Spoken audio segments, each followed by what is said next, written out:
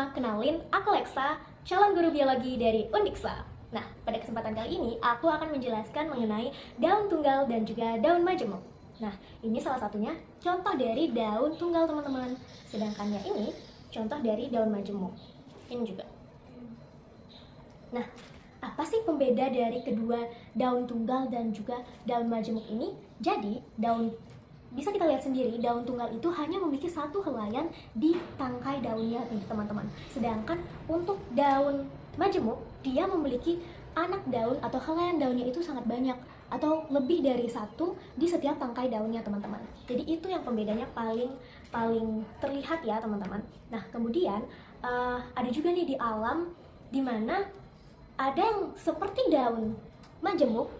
Ini teman-teman, kan ini banyak nih, ada helaian daun di dalam satu tangkai daun. Nah, ini kan kalau misal kita lihat secara morfologinya, itu seperti daun majemuk kan. Namun, ini bukan daun majemuk nih teman-teman. Ini merupakan daun tunggal. Kenapa? Karena dia di setiap ketiak daunnya, ini teman-teman, dia memiliki atau adanya buah. Sehingga dia ada kuncup dong berarti teman-teman. Nah, ketika ketiak daun itu memiliki kuncup, itu artinya daun tunggal, bukan daun majemuk. Seperti itu ya teman-teman. Nah, selanjutnya aku akan membahas mengenai sifat-sifat dari daun tunggal. Yang pertama ada namanya apex daun. Apa sih itu apex daun? Jadi apex daun itu adalah ujung daun ya teman-teman. Yang ini. Nah, ini ada beberapa apex daun teman-teman. Jadi yang pertama itu ini disebut apex daun runcing yang disebut dengan acutus, dan juga yang kedua di sini meruncing yang disebut dengan acuminatus. Kemudian ada apex daun tumpul yang disebut dengan obtusus. Kemudian di sini ada apex daun membulat seperti ini, itu disebut dengan rotundatus. Kemudian di sini ada apex daun ropang, yang ini apex daun ropang atau rata, itu disebut dengan truncatus. Kemudian di sini apex daun atau ujung daunnya itu terbelah teman-teman. Itu biasanya ada di daun bayam ya teman-teman. Ini disebut dengan retusus. Kemudian ada apex daun atau ujung daun berduri. Ini disebut dengan mucronatus. Nah, untuk yang berduri itu contohnya ini ya teman-teman. Ini apex, ini merupakan apex daunnya itu berduri ya teman-teman, ini sangat tajam. Selanjutnya kalau semisal untuk Kamboja sendiri, itu apex daunnya bisa kalian lihat seperti contoh di sini. Ya, paling mirip yang mana teman-teman? Runcing atau meruncing atau yang lainnya? Nah, ini paling mirip dengan gambar yang kedua, yang ini ya teman-teman, yaitu meruncing. Jadi, kita bisa lihat nih, dari sini dia ada lekukan nih teman-teman. Nah, ketika ada lekukan itu yang disebut dengan apex daunnya itu meruncing. Sedangkan kalau untuk meruncing itu dia bisa mengecil pelan-pelan teman-teman, kayak gini. Ini beda kan sama yang meruncing.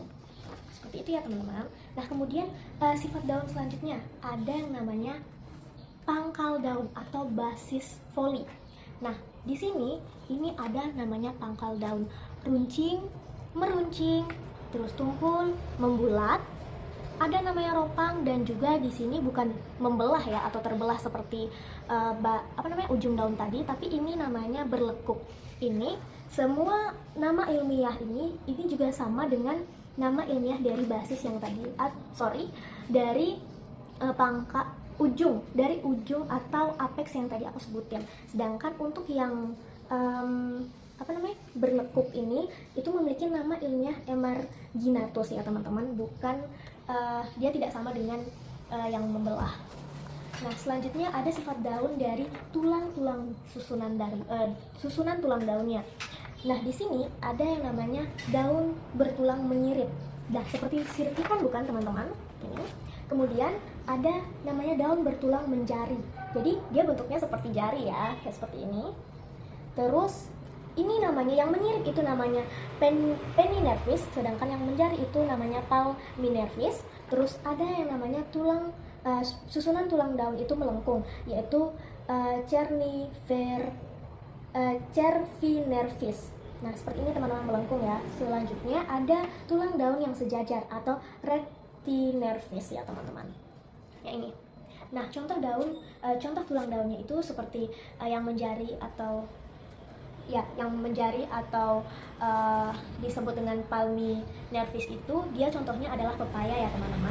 Selanjutnya untuk yang menyirip seperti sirip ikan ini, tulang daunnya. Nih, ini tulang daunnya. Itu salah satu contohnya itu di Kamboja, teman-teman. Oke, kemudian untuk yang melengkung. Yang melengkung ini bisa dilihat tulang daunnya. Nah, ini kan melengkung nih, teman-teman. Nah, ini salah satu contoh dari tulang daun melengkung. Kemudian ada yang sifatnya namanya margo atau tepi daun. Nah, tepi daun ini bisa dibedakan menjadi dua, yaitu tepi daun yang rata dan juga tepi daun bertoreh. Nah, tepi daun yang rata itu disebut dengan integer, sedangkan yang bertoreh itu dibagi lagi, teman-teman. Ini disebut dengan bertepi bertoreh bergerigi. Ini yang gambar kedua ini bergerigi, atau nama ilmiahnya itu adalah 100. Kemudian untuk yang bergerigi ganda atau bergerigi dua, itu nama ilmiahnya itu adalah B100.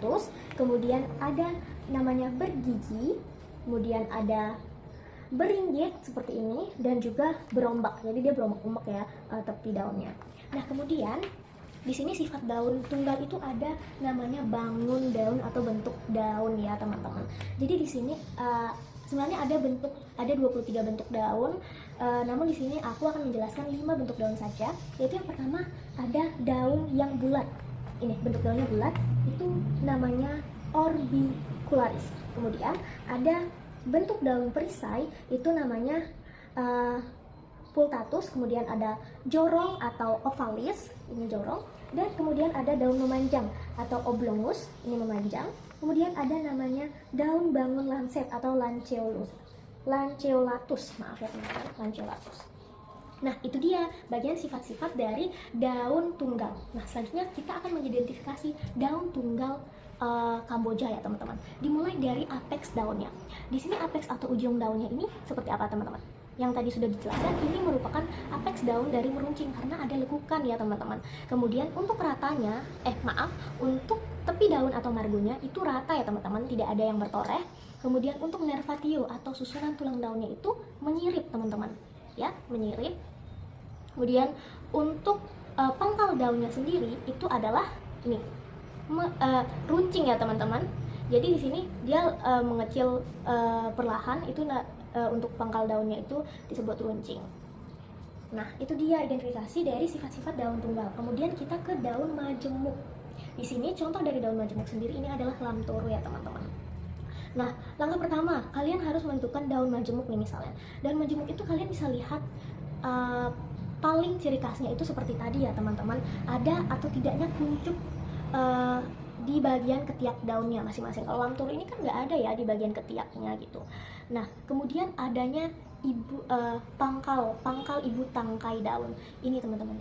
Nih, ini dia itu disebut juga bantalan atau kayak dia tuh membesar dikit ya, teman-teman, kelihatannya. Nih, nggak lebih membesar gitu di sini. Kemudian ada namanya tangkai anak daun, kemudian ada namanya anak daun. Ini anak daunnya, ini tangkai anak daun. Nah, kemudian untuk daun majemuk sendiri itu memiliki namanya rakis. Jadi untuk daun lamtoro itu memiliki dua rakis, yaitu rakis primer dimulai dari sini teman-teman, dari sini sampai di sini, ujung sini. Ini merupakan rakis primer atau rakis utama atau tangkai utama. Kemudian ini merupakan rakis kedua. Ini merupakan rakis kedua dari daun lamtoro ya, teman-teman. Jadi daun lamtoro ini kan dia sejajar ya. Ini artinya dia menyirip ya, teman-teman. Sejajar itu menyirip. Dan dia bentuknya kan seperti sirip ikan kan, dia menyirip nih kayak gini kan bentuknya. Jadi itu disebut dengan daun majemuk menyirip. Nah, daun majemuk menyirip ini juga dibedakan menjadi daun majemuk menyirip gasal dan juga daun majemuk menyirip ganda. Nah, untuk atau genap ya, untuk daun majemuk genap itu kalian bisa lihat apakah ada anak daun yang duduk di bagian ibu tangkai. Ini kan ibu tangkai ya, teman-teman. Ini ibu tangkainya. Ini apakah ada anak daun di sini? Kan tidak ada ya. Ini artinya semua tangkai daunnya atau anak daunnya itu kan berpasangan. Jadi itu yang disebut dengan genap. Sedangkan untuk daun majemuk gasal itu adalah dimana helaian daunnya itu duduk pada ibu tangkai daunnya. Jadi ini kan jumlahnya kan ganjil ya, gasal itu artinya ganjil.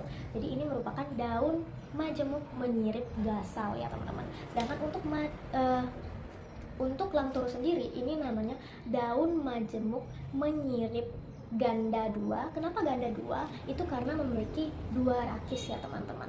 Ini juga disebut daun majemuk yang sempurna karena anak daunnya itu tidak langsung duduk di bagian ibu tangkai daun ini, tidak langsung di sini ya teman-teman, ujungnya itu nggak ada gitu. Jadi itu yang disebut dengan sempurna. Sedangkan untuk yang gasal itu biasanya tidak sempurna karena anak daun itu langsung duduk di bagian ibu tangkai daunnya. Nah, seperti itu teman-teman. Nah, jadi mungkin itu saja yang bisa saya sharing kepada teman-teman semuanya. Semoga bisa dipahami. Terima kasih. Bye-bye.